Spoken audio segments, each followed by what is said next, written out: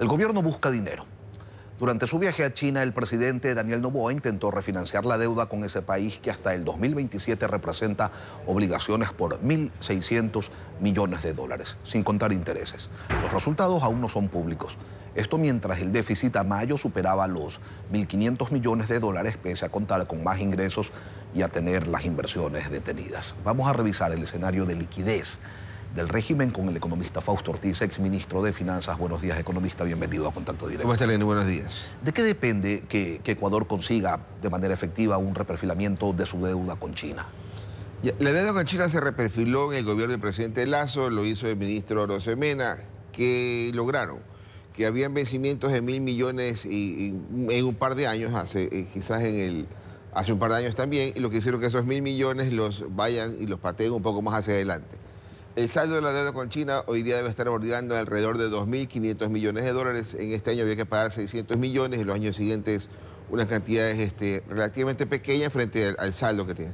Y lo que puedes hacer es decir, bueno, esos valores lánzalos más adelante para ir pagando en los años 26, 27, 28, que es donde más o menos se cruza el valor y el tiempo en que ya los contratos de preventa petrolera o contratos de venta de petróleo a través de China también van finalizando. Es decir, hay oportunidad para hacerlo y mantener esa casi garantía que tiene el gobierno con el petróleo. Es complicado que el gobierno logre financiamiento nuevo con China, porque China va a pedir, oiga, déjeme algo adicional con el petróleo. Y ojalá logre alguna figura comercial en la que diga el saldo de la deuda, extingámoslo porque me quedo con la Coca-Cola Sinclair, alguna cosa en ese estilo. O sea, un diferimiento de esos 600 millones de dólares, total o parcial, se debería considerar un buen trato. Es posible que eso se pueda lograr porque ya se logró en el pasado. Sin embargo, ya no son magnitudes tan grandes, tan importantes. Hay otros valores más importantes que atender, que por ejemplo los pagos con el Fondo Monetario Internacional en este año son 1.100 millones de dólares. Así es. Con los multilaterales son unas cantidades también bastante importantes, pero quizás lo más grande en monto son los atrasos, ¿no? El diciembre del año pasado terminó con unos 5.500 millones de atrasos. El gobierno de Noboa en su primer mandato arranca con 5.000 millones de dólares también de atrasos, es decir, los atrasos se han mantenido. Lo que el gobierno ha logrado hacer es pagar atrasos viejos y quedarse con atrasos nuevos. Hasta el mes de marzo de este año, los atrasos que publica el Ministerio de Finanzas en el reporte de deuda estaban alrededor también de los mismos 5.000 millones de dólares. Esa cantidad importante es la que hay que tratar de ver cómo la suaviza. Y por ello la búsqueda, si se quiere, desesperada del gobierno para buscar recursos ante los multilaterales. Y si se cuentan los 400 millones, economistas, que llegaron del BID, y si se cuentan los 400 que llegaron del Fondo Monetario Internacional, ¿se podría considerar que le ha ido bien en esa búsqueda? ¿Para qué alcanza esa plata? Sí, hasta el día viernes de la semana pasada, el gobierno ha logrado más de 5.000 millones, 5.099 millones de dólares, es lo que el gobierno había logrado conseguir en financiamiento. ¿Para qué? Para pagar... No desembolsados todos todavía. No, todos esos, ya están todos esos 5.100 millones de dólares en las cuentas fiscales, y eso ha servido para pagar también amortizaciones de deuda, ¿no? Y deudas como que, por ejemplo, 1.100 millones de dólares que le debían a la Seguridad Social, eso se le canceló y está ahí registrado en las cuentas, en la página web del Ministerio de Finanzas, y otros 2.000 millones de dólares por vencimiento. Cuando me dice 5.000 millones de dólares en deuda que han ingresado, ahí me está contando la deuda interna. Claro, por supuesto. Ahí hay como unos 3.000 millones de dólares de la Seguridad Social.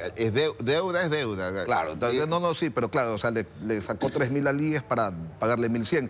¿Cuánto dinero más? Y otros 1.000 millones más de deuda interna. Entonces, buena parte de esa deuda es para pagarle a él mismo, buena parte de esa deuda es para pagar multilaterales. ¿Cuánto dinero más se espera que llegue de organismos internacionales en este 2025? Deberían llegar por lo menos unos 3.000 millones adicionales. O sea, el Fondo Monetario, los 1.000 millones de dólares no han llegado todavía. Lo que llegó fue un préstamo puente de la CAF de 400 millones de dólares que seguramente se pagará cuando ingrese el desembolso de 400 millones cuando el Fondo Monetario lo apruebe. Eso ya se hizo hace un par de años con otra cantidad similar de 800 millones de dólares. Fondo Monetario que debe entregar este año 1.200 millones de dólares y este año hay que pagarle al fondo 1.100.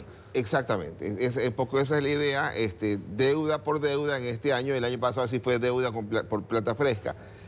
Igual también hay vencimientos con otros multilaterales. Por ahí otro importante creo que era el BID otros 600 millones. Es decir, hay recursos que conseguir para pagarles los vencimientos de deuda y también para el déficit fiscal, que todavía no está claro si el año terminará con un déficit fiscal de 4.000 millones de dólares o un déficit fiscal algo menor. ¿Ese dinero que falta por llegar está atado al plan anual de inversiones o son recursos de libre disponibilidad? Son recursos de libre disponibilidad. El plan anual de inversiones este año es relativamente bajo, pero ojalá que se cumpla, es cercano a 1.700 millones de dólares, es lo que está presupuestado. Se ha hecho hasta el mes de mayo unos 500 millones de dólares. Uno puede decir, bueno, eso frente al año pasado es casi más del doble, pero frente al año 2023 es exactamente igual y frente al 2014 es la quinta parte. Entonces todavía hay mucha plata por gastar en ese rubro de inversiones para que tratar desde el sector público también tratar de dinamizar un poco la economía, que va respondiendo bien. En 2 semanas más tendremos la información del crecimiento económico y el Banco Central, el gerente general, ha dicho que más o menos él estima en el primer trimestre, en base a lo que ha observado en actividad económica, índices que mide el Banco Central, un crecimiento del 3%, que es, para mi gusto, es elevadísimo, pero ojalá esa sea la cifra. Sí, pero 3% de crecimiento, ¿con qué incidencia del sector público y con qué incidencia del sector privado? Seguramente el sector privado tiene mucho más peso, porque el sector público ha ido bajando un poco su participación. Ahora, si los atrasos son tan altos y vamos a junio recién, ¿qué se puede esperar para la siguiente mitad del año? El atraso se mantiene, es decir, pago deuda vieja y me atraso con deuda nueva. Es decir, el gobierno debería tratar de bajar esos atrasos, ojalá este año unos 1.000 millones de dólares, pero lo que sí debe evitar es que ese atraso se siga incrementando. Lo normal al cerrar un año fiscal eran atrasos entre 2.000 y 3.000 millones, pero ese número se disparó en el año 2023 cuando fue el cambio de gobierno del presidente Lasso, del presidente Noboa. Es un cambio de gobierno que agarra a un gobierno de salida sin tantas posibilidades de conseguir financiamiento. Por eso se le acumula al gobierno entrante. Y ahora el arranque de este año es un arranque con buen ritmo porque estaba en el proceso electoral. Entonces el presidente de la República prefirió gastar algo más en obra pública debido al cambio de gobierno. Y entonces hay que ver si que en la segunda mitad del año el gobierno consigue los otros 6.000 millones de dólares de financiamiento que le faltan para cerrar el año, que son aproximadamente unos 11.000 millones de dólares que debe recibir el gobierno en el año completo. ¿Y eso es factible? ¿Es posible? ¿De dónde 6.000 millones? Eso tiene que venir, en el presupuesto constaba ahí que eran unos 1.000 millones de deuda por bonos. Eso ahí yo sí lo tengo tachado completamente, porque los bonos quizás recién los podamos empezar a colocar como país en el año 2026, cuando empecemos a pagar los primeros 600 millones de dólares de los bonos que se llaman 2030. Por lo tanto, tendremos que ver algo ahí como unos 2.000 millones de dólares de multilaterales, o quizás otros 1.000 millones de dólares más por el Seguro Social. Ojalá logren refinanciar la deuda con China para que eso también le dé un alivio de unos 500 o 600 millones de dólares. Y tendrán que ingeniárselas para buscar dónde esos otros 1.500 millones de dólares que necesitan. Y mientras se las ingenian y mientras se consigue el dinero, ¿qué? Mientras tanto, ¿qué se hace? La respuesta economista luego de esta breve pausa. Retomamos el diálogo con el economista Fausto Ortiz, exministro de Finanzas. Economista, en la economía de la gente, el IVA, las personas de la tercera edad no se lo está pagando y ahora con reformas legales pues se va a pagar la mitad de los intereses que se pagaba antes sobre esos atrasos en los hospitales. Para variar, hacen falta insumos. La falta de liquidez en la economía, en el sector público, en lo que maneja el sector público es evidente. ¿Y eso cómo se resuelve?